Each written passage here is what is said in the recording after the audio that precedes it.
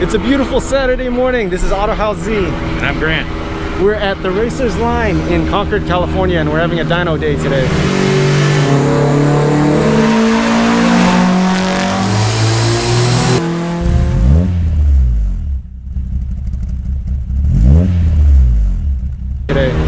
So, how many cars are we dynoing today? You know, I'm not sure, but there's at least 3 MRSs, a few FRS or BRZs, and then Ezekiel and my 86. So that's what, 8 cars? Yeah, like that. 8 cars, all in different specs of trim. We'll do a high-low number today. Take a guess. So we're gonna guess which ones are high and which ones are low. Or I guess we can do it for ourselves first. No, I mean that's cool. I'm down. Yeah. What do you expect today? For my own car? Yeah. Oh, dude, I had no idea. I don't even know this. Let's see. That's hard, man. I'm gonna say 147 at the wheel. Yeah, that's actually my guess too. 150 at the wheel. For you? I guess. I'm pretty sure we're gonna be like madly disappointed, but yeah, sure, I'll stick with that. Okay, so if I can break 110 today, I think I'll be happy. 110 wheel. Take a guess. Find out.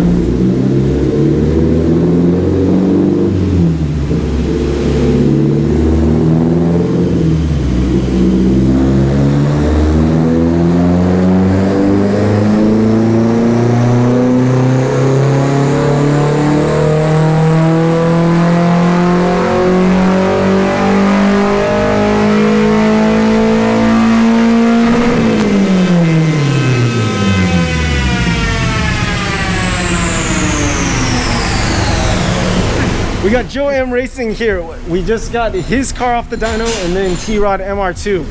What's your impressions?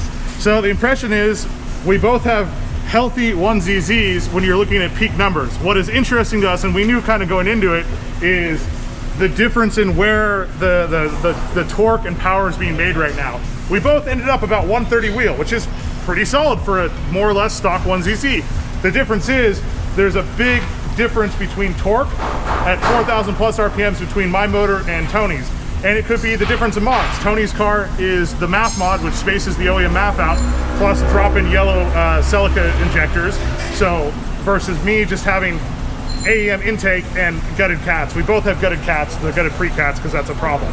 So it could be the MAF mod difference versus a just bolt-on intake like what I have, or it could be strictly, you know, related to the exhaust that he's running versus mine, because the mid-pipe makes a difference, everything like that. But either way, we're both pretty happy to see the numbers we have. We're making healthy 1ZZ power, which is good considering we drive these, you know, on track constantly and they see 300 degrees of oil temp because we don't have coolers yet, but we're gonna solve that soon. But yeah, we're stoked to be here. Big shout out to Neil from the Racers Line. Neil's been a great help in the community. I've worked with Neil for a long time now. Right up there, he is the 86 BRZ specialist here in the Concord area, pretty much the Bay Area in general, but he does all sorts of fun stuff. And we're just happy to be here. He's got a dyno that we got to rent out today. So if you're looking for dyno time, hit him up, or if you need repairs, hit him up. But next up, we've got Ryan's car, which is 2ZZ. It is the most stockish looking of all the cars, but it also should be the fastest.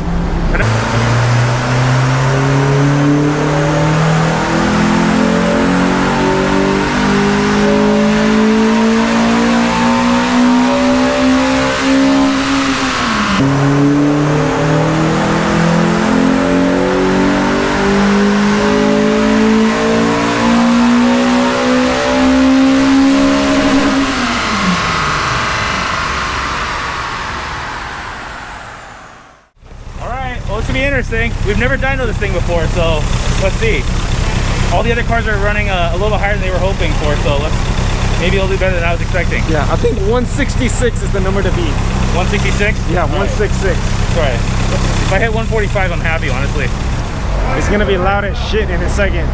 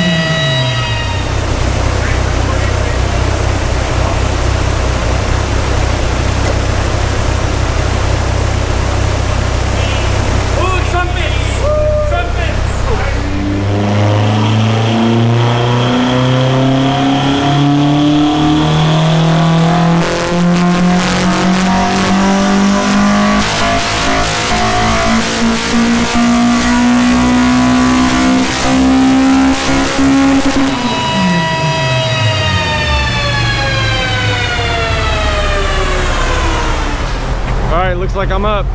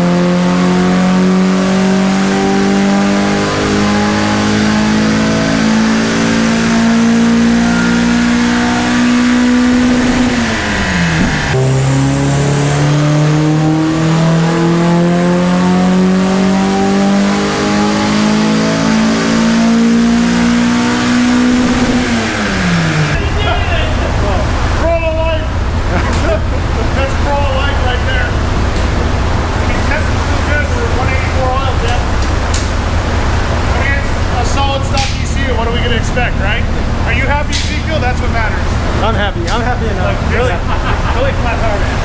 Yeah, I mean, it's a stock crawler motor. Yeah, you.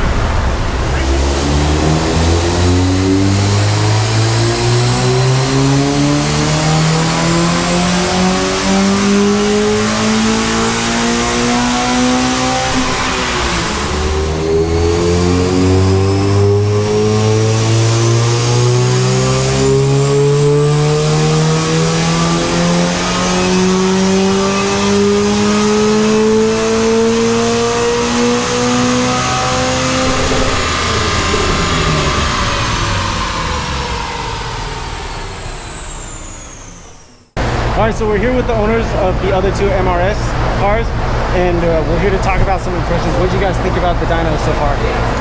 Yeah, it was. I mean, it was informative.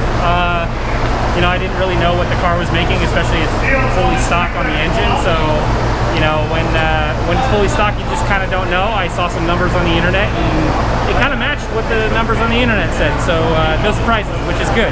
It's good to have a fresh motor, basically. For me, you know, the motor came from Japan, so no idea what it was going to do. Bolted into the car. This is the first time we got to really see what it does, and again, it matches what I thought it should. I know what I need to fix to improve some things, so looking forward to the future. So one key thing is 1ZZ and then 2ZZ. So Tony, before we had to cut the interview, you were saying what were you saying was more important than the actual numbers? So, I mean, the numbers don't actually matter to me too much, because you go over to some guy's dyno and it's one number, you go to another guy's dyno, it's another number. it's more the curve and like what the curve looks like and how the engine is making power. And for my car, at least versus, well, Joe's here versus Joe's car, the torque curve on my car is really meaty. Like it's got a lot more torque kind of in the early RPM and in the later RPM, and I think that's probably one of the bigger differences between his motor and my motor. So yeah, I mean, I don't think anything's necessarily wrong with his car. It's just that, you know, different engines make power differently, right? So even same engine, right? So Like I stated earlier, it's a difference in mods potentially too. yeah, potential. Yeah. So really interesting, the 2ZZ, we saw a hard dip at what RPM, and what's the reason for that dip? You know, so it can kind of be explained by tuning, but it also has a cam phasing or a cam changeover, and so it's very common even with VTEC motors where the torque really dips over as you do the changeover. So there's an opportunity there for like an ECU or something like that to work on how that cam phases in and work on the fuel trims in order to kind of soften that and make it less like it's, you know, like a punch, right? Which is fantastic because actually all three of us have the new Panic wire kits coming, which is the Panic made ECU setup with Link. That's all plug and play. That's going to work for all three of us. So we're going to be excited to see what that does for us after. Yeah. Especially with Ryan's motor, the 2ZZ is really going to come to life. We may make maybe 4 or 5 more horsepower, but where it's going to really shine is for him. Yeah, and it, you know, it's seen, you know, see it on the internet a lot, but you also have, when you have experience with it, is a motor like that with a stock ECU, you can really get a lot more power out of it by going to a standalone ECU. More drivability too. More drivability as well. Yeah, let's do it. Big thank you again to Neil here at the Racers Line for everything. Thank you in advance to Matt and Mark, the Panic Brothers, for getting us set up with this. We can't wait to be running the Link ECU here in probably a couple weeks. Pretty quick. Yeah. I mean, I can't really run it to points, but I can. He can. yeah, But somebody's got to wait till next year. I gotta wait till next year. Which means I can get a power advantage, hopefully. Back from the dyno day at the Racers Line. My dog is excited as heck to see me. Thanks again for all the support, you guys.